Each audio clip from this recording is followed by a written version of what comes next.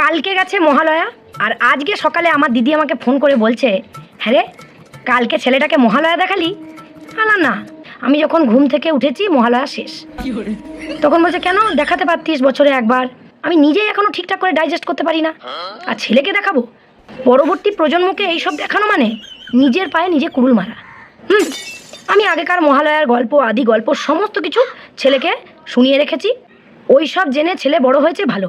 এই সব যদি এখন দেখাতে যায়, মানে টিভিতে মহিষাসুর মর্দিনী আর ঘরে গৃহযুদ্ধ, আমি চাই না।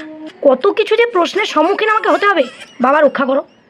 দিদিকে বললাম আমার দরকার নেই, ওরকম অসুস্থ কম্পিটিশনে ছেলেকে যোগদান করানোর কোনো ইচ্ছে নেই আমার। তখন আমার দিদি বলছে কেন অসুস্থ কম্পিটিশন কেন? তো আমি বললাম ওটা অসুস্থ কম্পিটিশন না। ভোর 5টার সময় উঠে তুমি টিভির যে চ্যানেলের দরজাতে গিয়েই দাঁড়াও না কেন, মানে প্রত্যেকটা চ্যানেলে তুমি দেখতে পাবে শুধু নাচ। মানে কী কারণে নাচছে জানি না। 2-4 বছর আমি মহালয়া দেখতাম ভোরবেলাতে উঠে, বুঝলে। এখন আমি আর দেখি না ওইসব, বুঝলে। মানে মা দুর্গা কি নাচবে, অসুর পুরো প্রোম্যাক্স লেভেলের নাচ করে ভাই। ওনারা যদি অ্যান্ড্রয়েড হন, অসুর সেখানে পুরো একেবারে আইফোন। এই যে বাঙালিদের একটা বদনাম আছে যে বিসর্জনের দিন মাকে যখন বাঙালিরা, মানে অধিকাংশ বাঙালিরা বরণ করতে যান, তখন নাকি অসুরের মুখে ঠুসে ঠুসে সন্দেশ খাওয়ানো হয়। কেন? এটা তো আগেকার দিনে হতো না, এখনকার দিনেই এই বদনামটা বাঙালিরা পেয়েছে। আমি চিন্তা করলাম যে এটা কিন্তু বাঙালিদের দোষ নয়,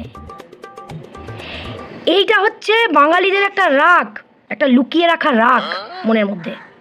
এই যে মা পৃথিবীতে আসার 1 সপ্তাহ আগে টিভির চ্যানেলে চ্যানেলে যে মহিষাসুরগুলোকে বাঙালিরা দেখতে পায়, মহিষাসুরের যে নাচ বাঙালিদের যে ডাইজেস্ট সিস্টেমটাকে পুরো তছনছ করে দেয়, এইটা হচ্ছে তারই একটা প্রতিশোধের দিক।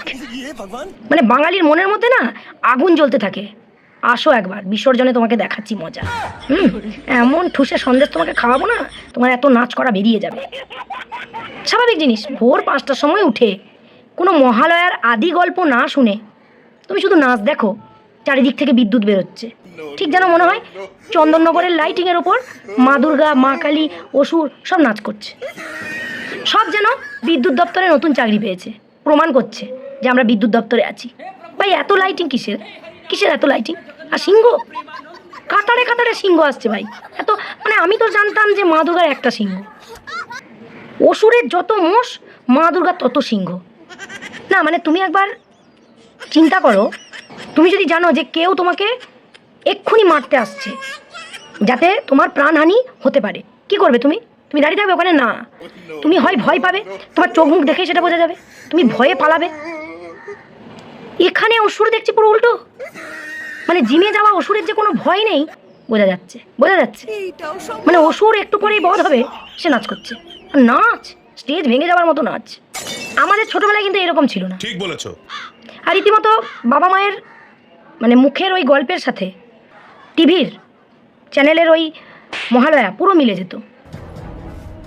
মানে অত আড়ম্বরী ব্যাপারটা তো ছিল না, আসল পুজোটা হতো, আড়ম্বরীটা কম ছিল। নিঃসন্দেহে তুই ঠিক কথা বলেছিস। অসুরের মুখে চোখে একটা ভয় ছিল, একটা রাগ ছিল। ভাই তুমি অসুর, তোমার ব্যাপারটাই একটা মানে গুরু গম্ভীর একটা ব্যাপার হবে। তুমি হুঁ করতেই নাচছো, এ কি? কোথাকার অসুর এটা? এত নাচ কোথা থেকে আসে তোমার? কি বডি! হ্যাঁ অসুরের বডি হবে সেটাই স্বাভাবিক, পুরো ছিমছিমে এখানে অসুর, পুরো ফোলা ছিমছিমে রোগা, সব ডায়েট কন্ট্রোল করা অসুর।